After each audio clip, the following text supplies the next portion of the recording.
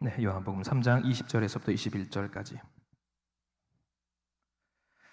자, 우리가 참 목소리 읽을까요? 20절에서 21절까지 말씀 성경책을 보고 같이 읽습니다. 시작. 악을 행하는 자마다 빛을 미워하여 빛으로 오지 아니하나니 이는 그 행위가 드러날까 함이요 진리를 따르는 자는 빛으로 오나니 이는 그 행위가 하나님 안에서 행한 것임을 나타내려 함이라 하시니라. 아멘.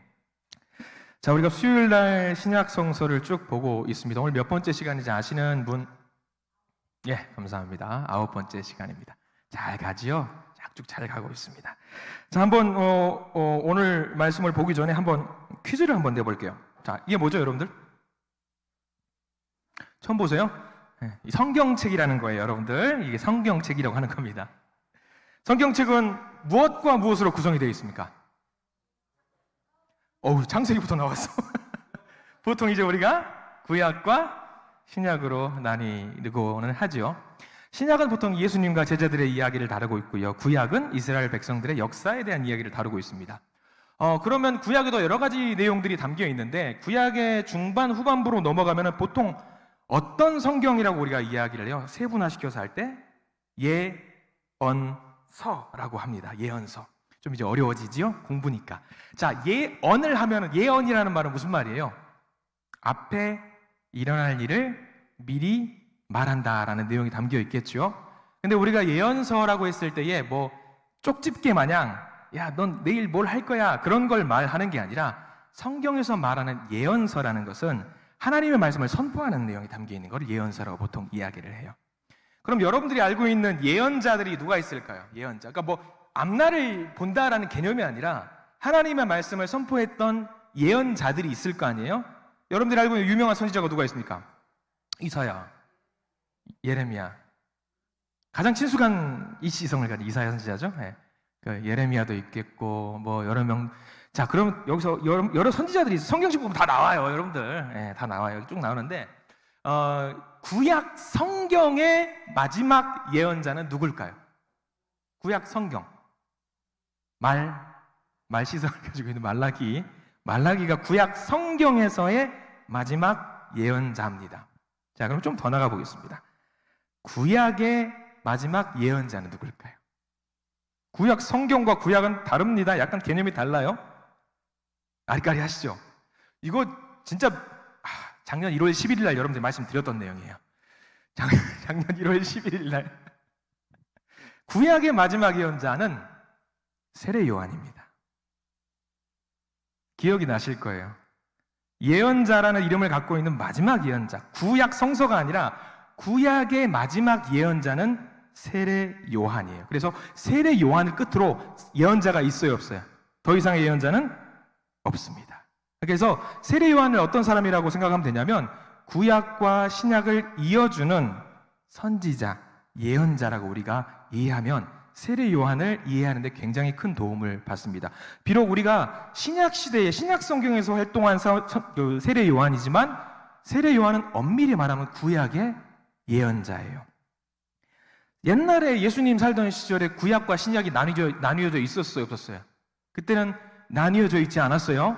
구약과 신약은 나중에 아주 후대에 예수님이 하늘로 돌아가시고 제자들도 죽고 나서 나중에 이게 구분이 우리가 보기 편리하라고 만들어준 게 구약과 신약의 개념이에요. 그렇기 때문에 구약의 마지막 예언자는 누구라고 우리가 이해하면 되냐면 세례 요한이라고 이해하면은 그렇구나. 이거를 작년 1월 11일에 했습니다. 사실 저도 잘 기억이 안 났어요. 왜냐하면 예수님을 만난 사람들이라는 타이틀로 여러분과 성경 말씀을 나누다가 내가 분명히 요한을 건드렸던 것 같은데 언제 봤더라? 그러니까 작년 1월 11일 날 말씀을 나눴던 기억이 납니다. 다 잊어버리시는 게 정상입니다. 저도 잊어버렸으니까요. 네. 자, 오늘은 그때 했던 세례 요한의 살펴보는 그 관점에서 하나의 포인트를 짚고 세례 요한을 넘어가려고 합니다.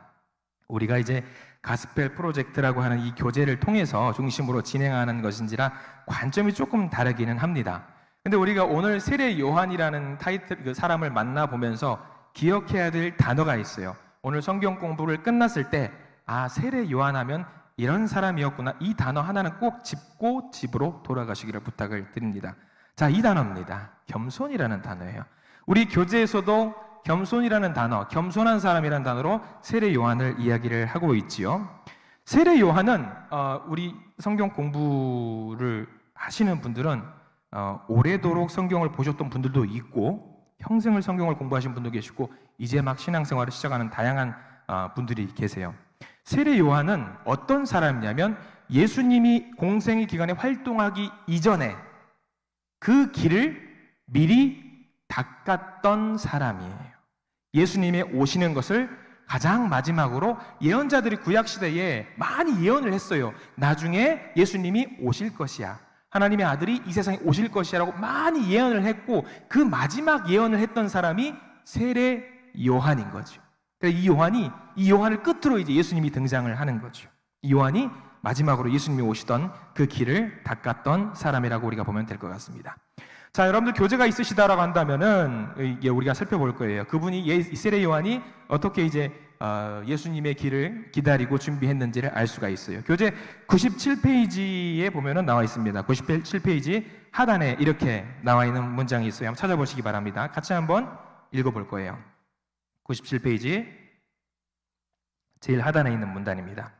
자, 이 부분은 우리가 밑줄을 좀 그어가면서 같이 한번 읽어봤으면 좋겠다라는 생각을 합니다. 같이 읽어볼게요. 시작. 그는 자기 사명과 정체성을 잘 알고 있었습니다. 그래서 기쁜 마음으로 그리스도의 오심을 예비할 수 있었습니다. 세례 요한을 통해 그리스도 안에서 자기 정체성을 발견하는 법과 주께서 영광 받으시도록 자신을 겸손히 내려놓는 법을 배울 것입니다. 자, 우리 교재에서도 아시겠지만 신약에서 계속 이 단어에 집중하고 있다라고 제가 말씀을 드렸어요. 어떤 단어입니까? 정체성이라는 단어를 계속 집중하고 있어요. 예, 정체성이라는 단어. 이 정체성이라는 단어에 이 가스펠 프로젝트 교재는 굉장히 아이덴티티라고 하는 데 집중하고 있는데 우리가 그동안에 알아왔던 정체성의 개념과는 조금 달라요. 그 교재에다가 혹시 색을 칠할 수 있으시면 정체성이 동그라미 표시를 해두시고 화살표를 옆에다가 해서 이렇게 적어 두시기 바랍니다. 그러니까 내 주제를 알아라 라고 한번 적어두세요. 내 주제를 알아라. 요한을 향해서 이 겸손한 세례 요한을 향해서 오늘 교재에서 우리에게 주는 단어는 뭐냐면 겸손, 너의 주제를 알아라. 이 정체성을 알아야 한다라는 거죠. 쉽게 말하면 네가 해야 할 일이 뭔지 알아라. 네가 있어야 할 장소를 알아라. 네가 가지고 있는 사명을 알아서 그것을 감당해라 라고 하는 내용이 오늘 담겨 있는 거죠. 그래서 그 일을 가장 온전하게 잘 감당했던 사람으로 오늘 세례 요한을 설명하고 있습니다. 자, 세례 요한이라는 사람이 예수님이 오실 그 길을 잘 닦아두었던 그 역할을 가장 잘 수행했던 사람이라는 것에 대해서 누구도 부정하지 않습니다. 이 시대에 예수님이 이제 등장을 하시고 활동을 하셔야 될 텐데 그 자리에 있어야 될 사람을 찾으셨습니다. 그리고 자기가 해야 할 그 일을 명확하게 알았던 요한은 자기의 정체성을 명확히 했으며 예수님을 높였으며 예수님을 기뻐한 사람입니다. 이런 세례 요한의 모습은 우리에게 굉장히 많은 의미를 주고 있어요. 우리가 살아가면서 신앙생활을 할 때 이 두 가지 가지고 우리가 갈등을 하고 고민하는 게 있을 겁니다. 뭐냐면 내가 원하는 나의 모습으로 살아가고 있는지 아니면 하나님께서 원하시는 내 모습인지 이 두 개 가지고 우리 늘 갈등해요. 내가 원하는 자리에서 신앙생활을 하는 건지 하나님이 원하셔서 내가 그 자리에 있는 건지 여러분들 어떤 것 같으세요? 여러분들은 내가 원해서 여기 있는 건지 아니면 하나님이 시키셔서 그 자리에 있는 건지 잘 모르겠죠. 제가 최근에 한 분께 어떤 모임에 기도를 부탁한 적이 있습니다. 기도가 익숙하지 않으시니까 여러분 기도하라고 하면은 능수능란하게 잘 하실 수 있는 분 저도 못해요. 저도 못하는 자리라 부담스러운 자리인 거예요. 그래서 부탁을 드리면서도 조금 어렵겠다, 쉽지 않겠다, 어떡하지? 약간 고민도 좀 하고 있었던 부분이 있었습니다. 근데 그분이 이제 약간 한번 해보고 싶은, 도전하고 싶은 마음이 좀 있으셔서 제가 그랬습니다. 제가 기도문을 작성하는 것을 도와드리겠다고. 한번 해봐 주시라고. 해보십사고. 그 말씀을 듣고 저는 굉장히 고마웠습니다. 인간적으로 감사했습니다. 근데 하나 더 감사한 게 있었는데 그게 뭐냐면 우리가 그냥 편하게 조용히 왔다가 가는 신앙의 모습을 넘어서서 하나님이 원하시는 자리로 조금씩 이동하고 계시구나. 그 생각이 문득 드는 순간 오늘 말씀을 준비하면서 세례 요한의 모습이 떠오르는 거예요. 그래, 내가 원하는 자리에 내가 하고 싶은 일만, 내가 할 수 있을 것 같다고 생각하는 일만 하는 사람이 있습니다. 그런데 한편에서는 주님께서 원하시는 그 자리에서 내가 능력이 안 되지만, 부족하지만 기꺼이 내가 그 자리에서 그 일을 감당하겠다고 하는 사람들도 분명히 있어요. 그 사람이 바로 세례 요한의 모습입니다. 저는 앞으로도 여러 모임, 여러 예배를 통해서 기도를 부탁드릴 겁니다. 근데 주님의 종의 권위로 하는 게 아니고 인간적으로 하는 거예요. 제가 부탁을 드렸어요. 아이고, 주님의 종이 부탁을 하니 제가 순종해야죠. 이러면 저 굉장히 무서울 거예요. 제가 감히. 다만 제가 이렇게 인간적으로 부탁을 드리는 이유는 딱 하나입니다. 하실만 하니까. 하실 수 있을 것 같으니까. 주님께서 우리에게 말씀하고 계십니다. 뭐라고 말씀하고 계시냐면, 내 아들아, 내 딸아, 네가 원하는 자리에 있는 것은 누구나 할 수 있단다. 그런데 그게 아니야. 내가 원하는 자리에 있어야지. 그게 진짜 내 아들이고 내 딸이지 않겠냐. 그 말씀을 우리에게 하고 계셔요. 세례 요한이 어떻게 세움을 받았는지 우리가 이제 조금 더 진일보하게 좀 알고 넘어가야 될 것 같습니다. 자, 세례 요한의 가정적인 배경을 좀 한번 봤으면 좋겠어요. 이건 좀 어렵습니다. 세례 요한의 가정적인 배경을 보면은요, 잘 사는 집안이었어요. 잘 사는 집안이었고, 그 당시 정부라고 할 수 있는 로마와 굳이 척을 질 이유가 없는 집안이었습니다. 그대로 잘 성장을 하면 산헤드린 공회 의장 자리도 거머쥘 수 있는 사람이 세례 요한이었습니다. 세례 요한의 아버지는 사가랴라고 하는 사람이에요. 메모해 두시면 좋겠죠? 사가랴라고 하는 사람이었습니다. 아버지 라인으로는 이제 아비야 반열이라고 해가지고 성전 봉사하는 제사장 라인이에요. 제사장 라인. 최초의 대제사장 누구였을까요? 구약에서 대제사장 최초의. 갑자기 출애굽기로 넘어가죠? 두 글자입니다. 아론입니다. 아론이에요. 아론이라는 사람인데 모세의 형제죠. 아론이라는 사람이 최초의 대제사장입니다. 근데 이제 그 라인업에 있는 사람이 세례 요한이었습니다. 근데 신기한 일이 있어요. 신기한 일이 발생해요. 그러면 그 사가랴의 혈통을 이어받아서 제사장의 직분을 감당하면서 성전에서 일을 하면은 어떤 삶을 살 수 있냐면 고위 공직자의 삶을 살 수 있는 거예요. 그럼 세례 요한은 굳이 광야에서 살지 않아도 돼요. 호의호식하며 살 수 있는 사람이었습니다. 자, 그런데 신기방통하게 사가랴에게 누가 등장을 하냐면 천사가 등장을 합니다. 그리고 예언의 말씀을 해주시지요. 사가랴에게 신기방통에게 천사가 등장하는 것도 사실 우리가 굉장히 놀라운 장면 중에 하나입니다. 자, 한번 보시죠. 성전에서 예배를 드리기 위해서 우리 교회만 보더라도 굉장히 많은 역할들이 있어요. 찬양단, 반주의 역할, 성가대의 역할, 이런 역할 굉장히 많이 있죠. 옛날 구약 시대에 신약 시대에 넘어오면서 성전에서 예배 드리는 것은 오죽했을까요? 굉장히 많은 역할들이 있을 거 아니에요? 그런데 그 중에 가장 하나님과 가까이 있을 수 있는 역할은 성전이라든가 지성소 안에 들어갈 수 있는 역할이에요. 근데 그때 당시에 제사장의 숫자가 몇 명이었을까? 대략 예수님 시대에 성전의 제사장이 예배를 담당하는 각종 요소의 예배를 담당하는 사람들이 몇 명이었냐면 무려 18,000명의 제사장이 있었어요. 대략입니다. 18,000명이 각자의 역할들이 있기도 하고 때로는 순번을 정해서 쉬기도 합니다. 그러면 여기 18,000명 중에 성소나 지성소에 들어가는 사람은 몇 명이나 될까요? 사가랴가 천사를 만났을 때 요한의 아빠 사가랴가 천사를 만났을 그때 당시에 분향을 하는 역할을 맡았어요. 향을 피우는 역할이죠. 몇 명이나 할까요? 성전에서. 그냥 찍어보세요. 성전이 크니까 분향을 몇 명이나 하겠거니 1명 내지 2명이 합니다. 그러면 18,000대 1을 뚫고 그 역할을 감당해야 돼요. 쉬울까요? 어려울까요? 제사장의 직분을 평생 하면서 은퇴할 때까지 성전 한번 못 들어가본 제사장도 수두룩해요. 근데 하나님이 예비하신 거죠. 누구를 선택할? 요한이라는 사람을 선택하기 위해서 사가랴에게 접근을 하는 거죠. 놀라운 일입니다. 그래서 사가랴에게 분향을 하고 있는데 기도하고 있는 순간 천사가 딱 등장을 해서 너 일로 와봐. 내가 너한테 할 말이 있어. 라고 이야기를 하면서 이런 말씀을 해 주시지요. 5가지 말씀을 해 주십니다. 너와 많은 사람들에게 큰 기쁨이 될 것이다. 누가? 아들 세례 요한이. 저거 다 메모하실 필요 없어요. 2번째 이야기를 해 주십니다. 어떤 이야기를 해 주시면 주 앞에서 큰 자가 될 것이다. 누가? 네 아들 세례 요한이. 3번째, 포도주 독주는 절대 안 돼. 나실인이 될 것이다. 그러니까 하나님께 바쳐진 사람이 될 것이다. 4번째, 이스라엘 자손을 하나님께 돌아오게 할 것이다. 그리고 5번째, 저게 제일 중요해요. 엘리야의 심령과 능력을 가지고 주에 세우신 백성을 준비할 것이다. 라고 하면서 사가랴에게 이야기를 해주는 거죠. 세례 요한의 탄생은 저렇게 탄생을 하는 거예요. 신기하게.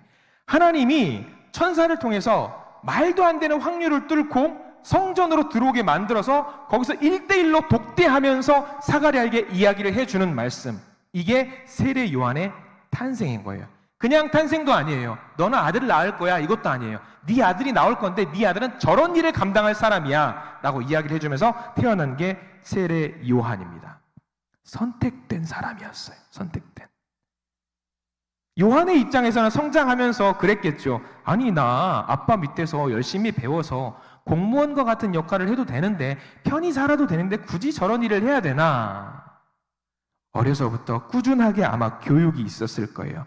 사가랴가 중요하게 생각했던 건 마지막 엘리야의 심령과 능력을 가지고 주에 세우신 백성을 준비할 것이다.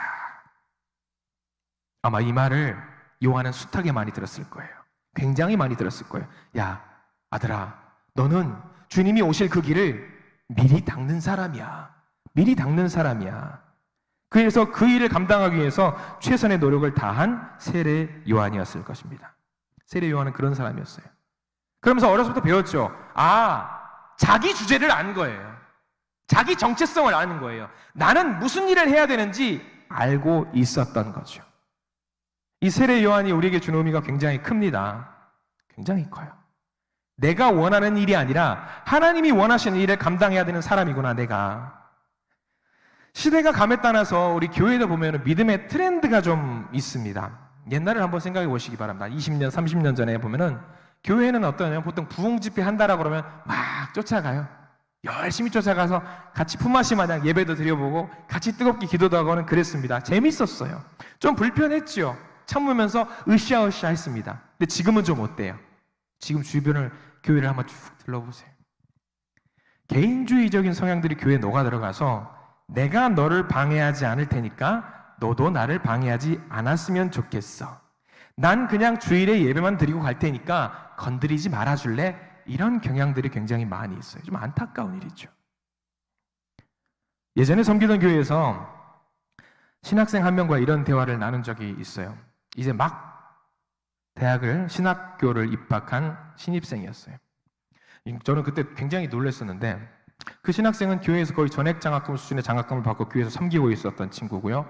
저와 그 친구의 나이는 20살이 한뜩 넘은 나이 차이가 있죠. 제가 그 친구를 교회 학교 요소의 업무를 좀 시키기도 하고 교육도 하고 교회 일꾼으로 세우는 일을 감당할 수 있도록 조금씩 푸시를 하고 있었어요. 하루는 그 친구에게 그렇게 말을 했습니다. 야, 일로 와봐. 이거 좀 하자. 누가 이것을 맡았고 저 친구가 이것을 맡았으니 너 그래도 신학생이니까 이 길을 갈 생각이 있는 것 같으니까 이 일을 이렇게 해봤으면 좋겠어 라고 말을 하니까 그 친구가 이렇게 답을 하더라고요. 목사님, 저는 이 부서만 맡아서 하는 것으로 이 교회에서 사역을 하고 있습니다. 처음에 이 교회에 올 때 그렇게 이야기 듣고 왔습니다. 무슨 생각이 들었을까요? 얼탱이 같아가지고 아니 요즘 아이들이 이런가 싶었어요. 굉장히 당황스러웠어요. 지금 그 친구가 어디서 사역을 하는지 모르겠어요. 사실 큰 관심도 없고요. 그 친구를 다시 보고 싶은 마음이 없습니다. 아마 어린 치기로 그랬을 거라고 생각을 하는데 저는 충격받았습니다. 똑같은 비유는 아니겠지만 만약에 하나님이 제가 교회 사역을 할 때 영민아 너 이거 좀 도와줄래? 하나님 저는 이 일을 하기 위해서 교회에 왔어요. 이것만 할게요. 말할 수 있을까요 제가? 못하죠. 시키면 다 해야죠. 땅바닥에 떨어진 뭐라도 걸레라도 옷으로라도 닦아야죠. 그게 우리가 해야 되는 일이거든요. 우리가 어떻게 해야 돼요 그러면? 중요한 거, 세례 요한처럼 자기 정체성과 자기 주제를 알아야 돼요. 순종하는 자로서 자기 주제를 알고 자기 정체성을 알고 하나님 앞에 서야 됩니다. 그래서 우리가 세례 요한을 공부하는 거예요. 굉장히 중요한 사람입니다. 태생부터 쉽게 갈 수 있는 인생의 그 길을 버려두고 자기가 해야 될 그 일을 알고 있었던 사람, 세례 요한. 우리가 세례 요한을 다시 한번 봤으면 좋겠습니다. 자, 우리가 세례 요한을 교재를 따라서 한번 살펴보려고 합니다. 우리 교재의 첫 번째 타이틀을 한번 봤으면 좋겠어요. 세례 요한의 첫 번째 타이틀, 우리 98페이지 제일 상단에 있는 1번 내용이지요. 우리 1번 항목을 같이 한번 읽어보겠습니다. 시작! 세례 요한의 사명은 주님의 길을 예비하는 것입니다. 라는 말로 나와 있어요. 자, 예수님이 표면적으로 드러나시면서 본격적인 사역을 감당하고자 시작하실 때 이미 요한은 그때 당시에 이제 예수님이 막 시작하실 때 요한은 이미 유명한 사람이었어요. 굉장히 유명한 사람이었어요. 그때 당시에 옳은 말을 하고 떵떵거리고 사는 사람들을 혼내게 막 안 좋은 소리도 혼내고 그런 일들을 감당했던 사람들입니다. 이미 세례 요한 중심으로 뭐가 형성이 되어 있었냐면 하나의 세력이 형성이 되어 있었어요. 분파가 형성이 되어 있었어요. 근데 요한이 그 세력을 갖고 있는 것을 싫어하는 사람들도 있었습니다. 근데 요한에게 뭐라고 함부로 할 수가 없었어요. 왜냐하면 그 요한의 배후에는 누가 있었을까요? 서민들이 있었어요. 민초들이 있었습니다. 그래서 요한을 함부로 할 수 없었어요. 통쾌하게 제사장들이라든가 바리새인들이라든가 사두개인들을 혼내는 이야기를 해주니까 그 이야기를 들으니까 서민들이 어떤 생각을 하는 거예요? 야, 그렇지, 저 사람이네. 바리새인들과 사두개인들은 예수님이 공생의 활동을 하기 이전부터 존재하고 있었던 세력이었습니다. 요한과 몇 번 부딪히고 서로 다투고 했었습니다. 기득권을 갖고 있었던 사람들은요, 어떤 사람들은 요한을 두고 메시아가 아닐까? 저 사람이 메시아가 아닐까? 생각을 하는 사람도 있었어요. 저 사람이 메시아인가 봐. 그러면 우리가 저 사람을 죽여야지. 그래야지 우리가 기득권을 유지할 수 있겠지. 그런 생각을 갖고 있는 사람도 있었습니다. 그 시대의 사람들은 요한의 정체성, 요한이 어떤 사람인지 명확하게 파악을 하지 못했던 사람들이죠. 근데 기득권들만 그렇게 요한의 정체에 대해서 오해를 하고 있었던 것이 아니라 요한을 따르고 있었던 사람들도 요한에 대해서 오해를 하고 있었던 사람들이 많이 있었습니다. 자, 우리 성경 말씀을 한번 보기를 원하는데 성경책 요한복음 3장 22절 말씀을 한번 찾아보기를 원합니다. 화면으로 안 나옵니다. 요한복음 3장 22절 말씀.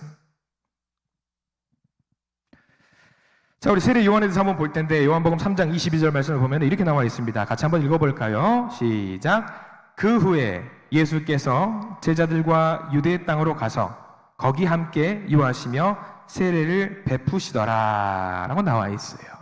자, 예수님 보세요. 예수님이 뭐 하셨다고 나와 있습니까? 세례를 베풀고 있으셨다고 나와 있었습니다. 마찬가지로 이미 먼저부터 세례를 주고 있었던 사람이 있었죠. 예수님이 세례를 주기 시작한 시점 그 이전부터 누가 세례를 주고 있었냐면 세례 요한이 세례를 주고 있었고 세례 요한이 주는 그 세례를 받은 사람이 또 누구예요? 예수님이시죠. 예수님이십니다. 그러니까 요한이 아직 옥에 갇히기 이전에 이 성경 말씀에는 우리 구약 교재에도 나오는데 에논이라는 지역에서 세례를 받았다고 나와 있어요. 이게 성경에는 정확하게 어딘지 안 나와 있어요. 다만 우리가 추측을 할 수 있는 부분들이 있는데 지도를 하나 잠깐 보도록 할까요? 지도를 보시면은 성경에는 베단이라고 하는 곳이 두 곳이 나와요. 여러분들이 알고 있는 베다니는 보통 이제 나사로를 만났던 그 베다니가 쭉 보시면 어디 나오냐면 여기 베다니가 나와요. 예루살렘 아랬죠. 여기가 이제 보통 우리가 일반적으로 알고 있는 베단이고 예수님과 제자와 세례 요한이 주로 활동했던 지역을 보통 우리가 어디라고 이야기하냐면 요단강 건너편 베단이라고 나와 있습니다. 베단이가 두 곳이 나옵니다. 근데 엄밀하게 이쪽이라고 보통 말하는 경향이 있는데 이 요단강 쭉 흐르는 이 강 이쪽 어딘가에서 했겠다라고 보통 이야기를 해요. 그래서 우리가 이 정도는 좀 알고 있었으면 좋겠습니다. 근데 이거 제가 지도를 보여드리긴 하지만 어딘지는 크게 중요하지 않습니다. 다만 세례 요한이 활동했던 지역과 예수님이 활동했던 지역이 크게 멀리 떨어져 있지 않다 정도로 우리가 이해하면 될 것 같아요.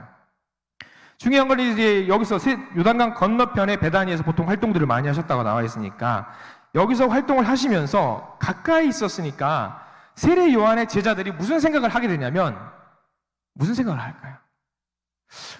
저 예수라는 사람 말이야, 저 요한 선생님한테 나랑 세례 동기인데, 같이 세례받은 사람인데 저 사람은 벌써부터 하나의 분파를 형성해서 세례를 주고 있구나, 예수님의 나라를 선포하고 있구나, 질투하는 사람이 생겼다라는 거죠.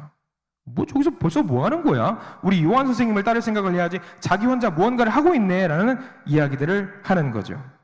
그래서 요한복음 3장 26절 말씀을 보면 이렇게 나와 있습니다. 교재 성경책을 꼭 보시고요. 요한복음 3장 26절 함께 읽습니다. 그들이 요한에게 가서 이르되, 라삐여, 선생님과 함께 요단강 건너편에 있던 이 곧 선생님이 증언하시던 이가 세례를 베풀매 사람이 다 그에게로 가더이다. 자, 제자들이 세례 요한한테 이야기를 하는 거예요. 선생님, 이게 고자질 하는 거죠. 아니, 우리한테 와서 세례를 받고 우리와 함께 믿음의 공동체를 만들어 가야 될 텐데, 아니 저 예수라는 사람이 등장을 해가지고 우리가 받들고 우리가 분파를 더 크게 형성을 해야 되는데 저 사람이 다 데려가고 있는 게 이게 무슨 일이에요, 선생님? 이야기를 하는 거죠. 선생님 어떻게 하실 거예요? 가만히 계실 겁니까? 우리 이대로 있어야 됩니까? 아마 요한의 제자들도 요한이 말했던 선포의 내용을 잘 이해하지 못했던 거죠. 예수님의 제자들도 마찬가지였죠. 내용을 제대로 이해하지 못했던 거 똑같은 거예요. 근데 여기서 이 질문에 대한 요한의 대답이 정말 명대답을 합니다. 자, 요한복음 3장 27절과 28절 말씀이 있는데요. 밑줄을 한번 쭉 그으면서 한번 읽어보기를 원합니다. 요한복음 3장 27절과 28절 시작. 요한이 대답하여 이르되, 만일 하늘에서 주신 바 아니면 사람이 아무것도 받을 수 없느니라. 내가 말한 바 나는 그리스도가 아니요 그의 앞에 보내심을 받은 자라고 한 것을 증언할 자는 너희니라. 요한 스스로가 뭐 하는 거예요? 나는 위대한 자도 아니고 대단한 자도 아니고 난 그저 예수 그리스도 메시아가 오는 그 길을 닦는 사람일 뿐이야. 니들이 혹시 내가 무슨 왕이 될 거라고 생각하고 나를 따랐다면 너희들 당장 나를 떠나라. 이런 이야기죠. 얘들아, 내가 누누이 이야기했지 않냐? 나는 메시아 아니야. 나는 그저 메시아가 오는 그 길을 닦는 사람이야 라고 이야기를 하는 거죠. 요한은 수많은 사람들이 자기를 따르고 자기를 높여주고 추앙했음에도 불구하고 그 인기를 누릴 수 있는 자격이 있는 사람이었음에도 불구하고 자기가 해야 될 일이 무엇인지 명확하게 알고 있었던 사람이에요. 무슨 일을 해야 되는지 자기가 해야 될 일을 설명할 수 있는 사람이었습니다. 그것을 우리가 보는 교재에서는 뭐라고 표현을 했냐면 겸손이라는 단어로 그를 표현합니다. 자, 우리 교재 99페이지 한번 보실까요? 교재 99페이지 보면은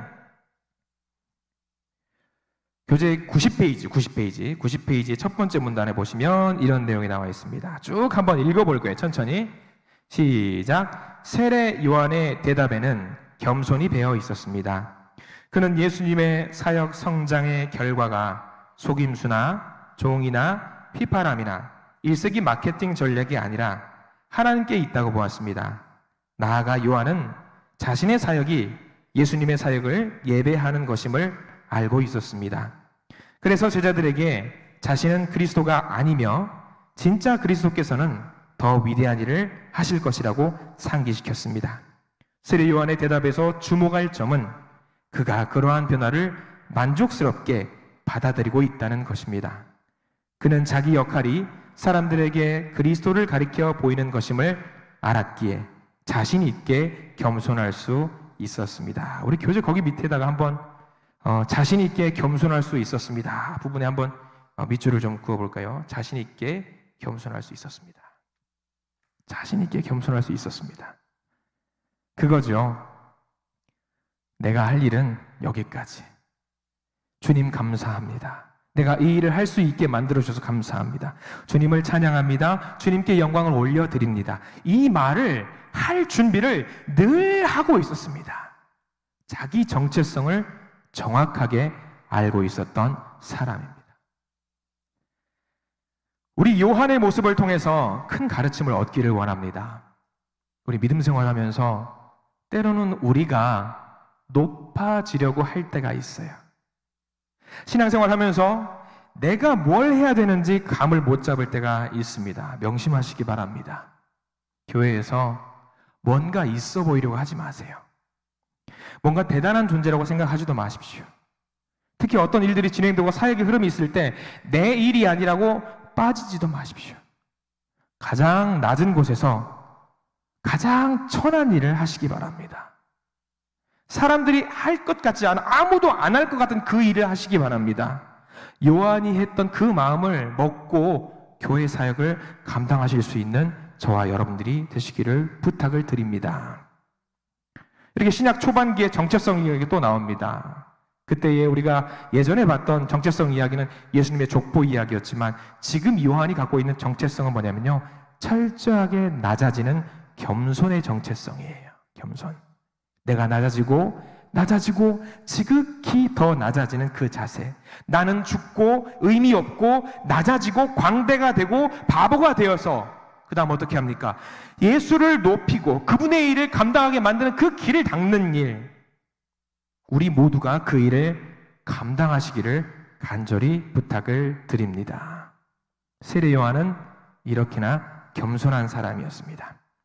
자, 이번에 두 번째 꼭지를 한번 보기를 원합니다. 2번입니다. 같이 한번 읽어볼까요? 시작. 세례 요한의 태도는 겸손하여 그리스도를 기뻐합니다. 자, 이 두 번째 꼭지에서 포인트는 그겁니다. 겸손하다라는 내용은 1번에서 나왔어요. 그러면 두 번째 중요한 포인트는 뭘까요? 그리스도를 기뻐한다라는 내용이 나왔어요. 기뻐한다. 이거 굉장히 중요하겠죠. 제가 유튜브를 보다가 재미난 동영상을 하나 봤습니다. 제목은 신부를 빼앗을 기세로 축가를 부르는 친구. 뭐 이런 재미있는 영상 봤겠죠. 결혼식 축가를 부탁을 받았던 것 같아요. 안 나와요. 기대하지 마세요. 안 나옵니다. 축가를 부탁받은 그 친구가, 신랑의 친구가 노래를 부릅니다. 근데 웬걸 너무 잘생긴 거예요. 키도 크고 수트발, 우리 좀 노희명 도사님이 제일 부러운 게 수트발이 너무 잘 봤잖아요. 왜 웃으세요? 근데 너무 잘 어울리는 거야. 근데 무려 노래가 반주가 시작되니까 노래를 너무 또 잘하는 거예요. 근데 이 노래를 부르는데 신랑이 부탁했어요. 뭐 주제는 그겁니다. 신부야, 당신을 너무 많이 사랑한다는데 이 축가를 부르는 친구가 신부를 향해서 부르는데 와, 이 기가 막힌 거예요. 이거 보고 있노라니 신부가 막 당장이라도 반해버릴 것 같은 그런 기세로 노래를 부르는 거죠. 애절하고 호소력 있게 부르니까 신부가 넋이 나가가지고 그 노래를 보고 있는 거죠. 그럴 때가, 그런 영상이 있더라고요. 비슷한 경우가 여성들한테도 좀 있습니다. 뭐냐면 이게 맞는지 모르겠어요. 아니면 아니라고 말씀해 주십시오. 결혼식을 초대받을 때 여자들은 복장에 제한이 있다라는 걸 들었습니다. 맞나요? 네, 복장에 제한이 있습니다. 어떤 복장에 제한이 있냐면 신부보다 더 예쁘게 입고 가면은 안 된다. 맞아요? 예. 맞다. 남자들은 잘 이해하지 못하는지만 아무튼 그런 게 있나 봐요. 왜 그런 룰이 있었을까요? 결혼식의 주인공은 누구죠? 신랑과 신부죠. 신랑보다 또 누구죠? 신부잖아요. 신부가 보통 신랑분들은 죄송합니다. 예. 아무튼 신랑 신부가 주인공이에요. 그래서 약간의 우리가 결혼식 에티켓 같은 것도 있는 거예요. 근데 사람들이 자기를 따르고 자기를 의지하고 자기를 높이니까 요한 같은 경우를 생각해 보시죠. 결혼식하고 약간 빗대서 설명하면 그런 거예요. 세례 요한이 사람들이 좀 높여주고 사람들이 좀 야, 대단하다, 훌륭하다, 바른 사람이다 하니까 세례 요한의 인간적인 마음을 우리가 들어가 보자라는 거예요. 그럼 어떤 마음이 들까요? 교만은 아니에요. 교만은 아닐지언정 요한의 마음은 그래, 나는 조금 그래, 인정받아도 돼. 이 정도는 괜찮지 않을까? 그런데 좀 수고하니까 하나님도 아마 그래, 네가 좀 수고하니까 그 정도는 괜찮아 말씀을 해주시지 않을까라는 생각이 요한의 입장에서는 충분히 들 수도 있을 거예요. 왜? 고생하잖아요. 그런데 그거에 대해서 오늘 성경 말씀이 나와 있어요. 요한복음 3장 29절 말씀을 한번 보기를 원하는 겁니다. 요한이 했던 말입니다. 요한이 어떤 마음을 갖고 있었는지 중요한 말이에요. 우리가 너무나도 유명하게 잘 알고 있는 말씀이에요. 한번 읽어볼게요. 3장 29절, 30절 두 절입니다. 시작. 신부를 취하는 자나 신랑이나 서서 신랑의 음성을 듣는 친구가 크게 기뻐하나니 나는 이러한 기쁨으로 충만하였노라. 그는 흥하여야 하겠고 나는 쇠하여야 하리라 하니라. 자, 성경책에다가도 필기 칠하십시오. 29절 끝에 나는 이러한 기쁨으로 충만하였노라. 거기 밑줄을 그으시고요. 30절 말씀은 이거 암송하셔야 되죠. 예. 그는 흥하여야 하겠고, 그러니까 예수 그리스도를 말하는 거예요. 예수는 흥하여야 하겠고 나는, 요한은 쇠하여야 하리라. 근데 이 모든 것을 두고 29절 끝자락에 뭐라고 말하냐면 이 모든 과정들이 뭐 한다? 기쁘다. 기쁘다. 기쁘다. 요한이 어떤 마음을 가졌는지 우리가 알게 되는 거죠. 자, 우리 본문 교재 100페이지 한번 보실래요? 교재 100페이지 중간에 이런 내용이 나와요. 신랑의 친구들이라는 내용이 나와요. 교재 밑줄 그으면서 봐도 됩니다. 교재 100페이지 중간 문단에 나와 있는 내용 같이 한번 읽어볼게요. 시작. 신랑의 친구들이 그러하듯이 세례 요한은 자신의 역할은 신랑을 위해 결혼식을 준비하고 필요할 때 도움을 주고 잘 섬기는 것이라고 말했습니다. 결혼식에서 주목받을 사람은 신랑의 친구가 아니라 신랑입니다. 신랑의 날이기 때문입니다. 신랑의 가장 절친이라고 해도 충분히 대우를 받을 수 있을 거예요. 그런데 세례 요한은 절친 필요 없어. 나는 괜찮아. 나는 괜찮아. 세례 요한이 대단한 이유는 그거죠. 친구의 역할을 감당하고 예수님 돕는 역할만으로도 무엇을 누렸다라는 이야기냐면 기쁨을 누렸다라는 겁니다. 그래서 3장 29절에는 요한복음 3장 29절 이러한 기쁨으로 충만하였노라라고 이야기를 했던 거죠. 예수를 높일 수 있습니다. 그냥 높이고 퉁! 그래 나는 여기까지 너 잘났어 넘어갈 수도 있었어요. 그런데 거기서 그치지 않고 높여드리고 그것을 기뻐했다라는 거예요. 우리가 복음을 전하고 전도를 할 때 예수를 전할 때 주의해야 할 점이 여기 담겨 있습니다. 여러분 전도할 때 교회를 자랑할 수 있어요 없어요? 우리 교회를 대전장로교회를 자랑할 수 있습니다. 네, 교회를 자랑할 수 있어요. 그런데 그것보다 더 중요한 게 있다고 한다면 뭐냐면 교회의 주인이 되신 예수를 자랑하시기 바랍니다. 이 시대를 살아가는 스타 목회자가 있습니다. 스타 목회자를 자랑하면 될까요? 안 될까요? 물론 할 수 있습니다. 그런데 그 스타 목회자의 너머에 있는 예수 그리스도를 자랑하고 예수 그리스도를 기뻐해야 되는 게 우리가 해야 될 일이에요. 자, 우리 교회를 자랑하는 것도 여러 가지가 있겠죠. 우리 교회 주차장도 있고 예쁘잖아요. 큰 도로변에 있고 얼마나 좋아요. 자랑할 만합니다. 그런데 우리가 그것도 자랑할 수 있겠지만 그것보다 더 너머에 있는 예수 그리스도를 자랑해야 되는 것이 우리가 해야 될 일이에요. 명심하십시오. 예수를 통해서 완전한 기쁨을 발견하시기 바랍니다. 예수 외에는 없습니다. 우리가 예수를 높이는 것 말고 어떤 것도 우리의 최고의 목표는 없어야 됩니다.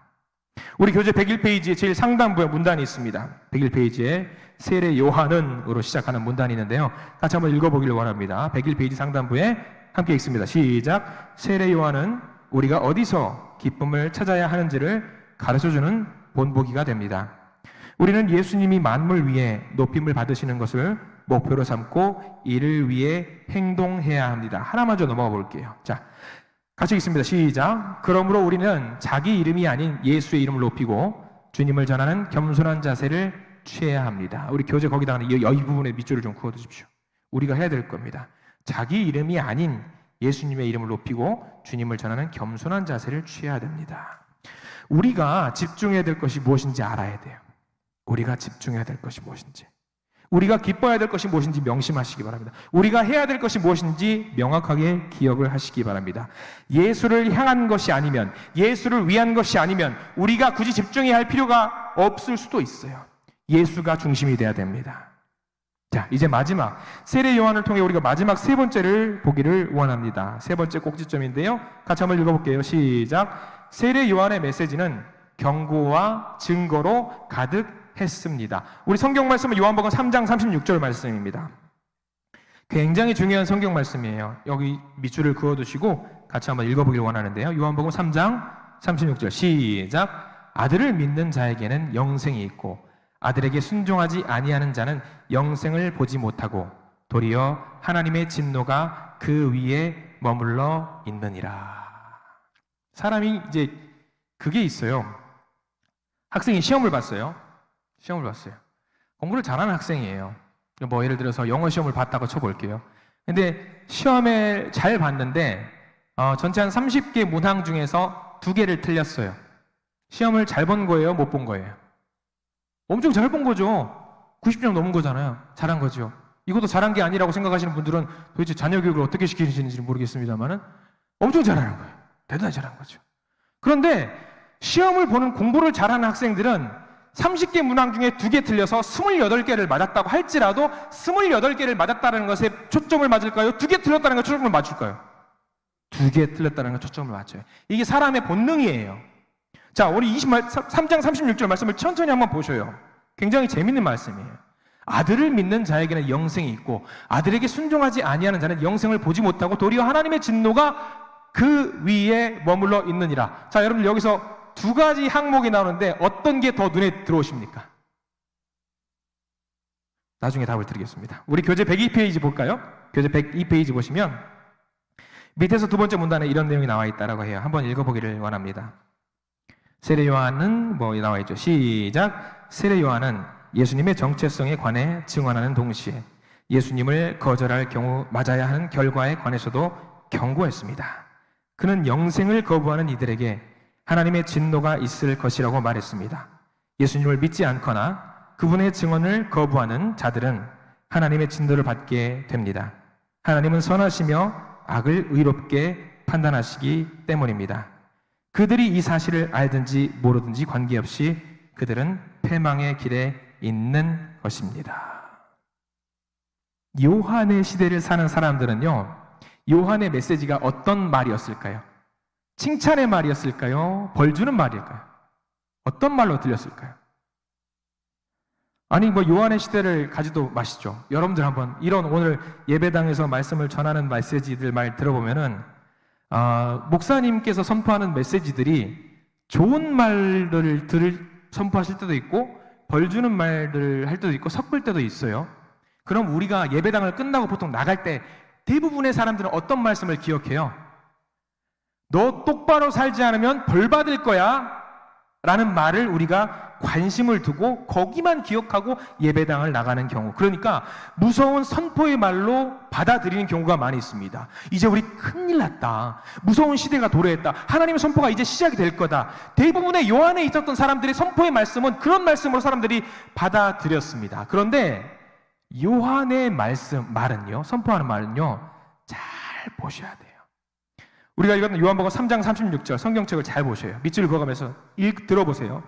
아들을 믿는 자에게는 영생이 있고 아들에게 순종하지 아니하는 자는 영생을 보지 못하고 도리어 하나님의 진노가 그 위에 머물러 있느니라. 조건이 걸려 있어요. 우선적으로 우리에게 눈에 들어오는 말이 어떤 말이에요? 첫 번째는 아들을 믿는 자에게는 영생이 있고, 또 다른 하나는 아들에게 순종하지 아니하는 자는 영생을 보지 못하고 하나님의 진노가 그 위에 머물러 있느니라.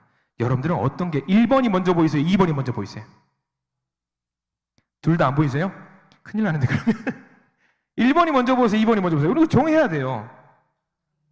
자, 이건 여러분들, 자, 나는 1번이 먼저 보인다. 이렇게 살짝 이렇게 살짝. 자, 나는 2번이 먼저 보인다. 살짝 이렇게. 예, 괜찮아요? 괜찮아요? 괜찮아요? 2번도 괜찮아요? 저도 2번이 보였습니다. 괜찮습니다. 2번이 보여요. 자, 우리가 좀 알았으면 좋겠어요. 이미 2번 들었다고 해서 안 믿는다는 얘기 아니에요. 저를 뭐라 그러지 마세요. 우리가 제대로 믿고 있는 하나님의 자녀라고 한다면 2번도 보이기는 합니다. 그러나 내가 하나님의 자녀라는 것을 완전히 고백하고 내가 하나님 앞에 모든 것을 완전히 바치는 순간 2번은 눈에 보여요? 안 보여요? 안 보여요. 왜? 내가 이미 하나님의 자녀인데 2번은 나하고 상관이 없는 거잖아. 저도 열심히 할게요. 저도 2번이니까 열심히 하겠습니다. 1번은 안 보여요. 세례 요한이 선포했던 메시지가 그겁니다. 2개 다 똑같이 말했는데 사람들은 어떤 거를 많이 들었냐면 2번의 내용을 내게 주는 말씀인가 바로 하러 들었다라는 거예요. 그런데 요한의 말은 그게 아니에요. 요한이 초점에서 선포했던 말씀은 영생이에요. 영생, 축복이에요. 구원이에요. 여러분들은 어떻게 들어요? 축복의 메시지로 들리세요? 선포의 메시지로 들리세요? 저는 이 시간 우리 모든 성도님들, 하나님의 말씀이 축복의 메시지로 들리기를 간절히 바라고 원하고 기도하고 축원합니다. 우리 믿음의 생활을 하면서 시험 들 때가 많이 있어요. 병 걸리거나 아프거나 속상한 일이 있거나 뭔가 뜻대로 되지 않을 때 하나님 앞에 뭔가 내가 잘못했나 보다.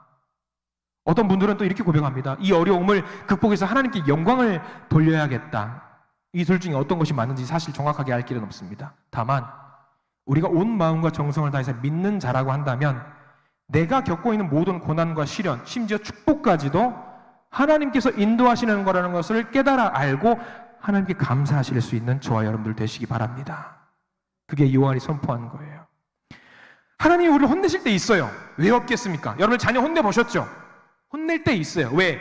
잘 되라고. 하나님도 마찬가지입니다. 요한을 향해서 선포의 메시지, 심판의 메시지를 주실 때가 있습니다. 회초리 들어가면서 너 똑바로 살아 이렇게 이야기할 수 있습니다. 근데 왜? 잘 되라고. 잘 되라고.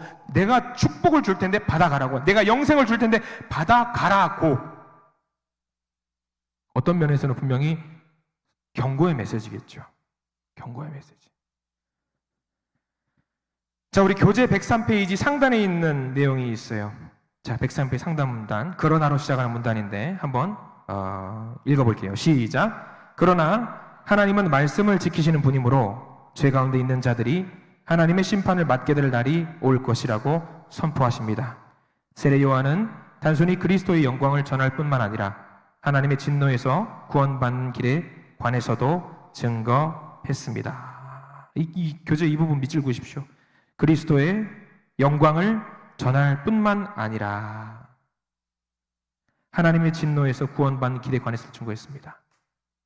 요한이 오히려 이쪽에 더 포인트가 있었습니다. 자, 요한이 했던 말씀을 이제 정리를 하려고 합니다. 이 세 가지 타이틀이었습니다. 1번, 세례 요한의 사명은 주님의 길을 예비하는 자. 두 번째, 세례 요한의 태도는 겸손하며 그리스도를 기뻐했다라는 것. 마지막, 세례 요한의 메시지는 경고와 증거로 가득했다라는 말. 자, 이 세 가지도 좀 길어서 잃어버릴 수가 있어요. 그럼 우리가 오늘 말씀을 통해 이거 하나만은 기억하시죠. 세례 요한은 어떤 사람이었다? 겸손한 사람이었다. 철저하게 낮아졌던 겸손의 사람이었다. 그리고 예수 그리스도를 높였던 사람이었다. 우리 교재 104페이지 마지막인데요. 이것만 읽고 오늘 말씀을 마무리하기를 원합니다. 104페이지 마지막 문단 한번 읽어보겠습니다. 시작. 세례 요한이 그랬던 것처럼 우리도 신랑의 친구로서 겸손한 자세로 사람들의 관심이 자신이 아닌 독생자 예수 그리스도를 향하도록 해야 합니다. 주목받아야 하는 이는 자신이 아닌 예수 그리스도이시기 때문입니다. 기도하겠습니다.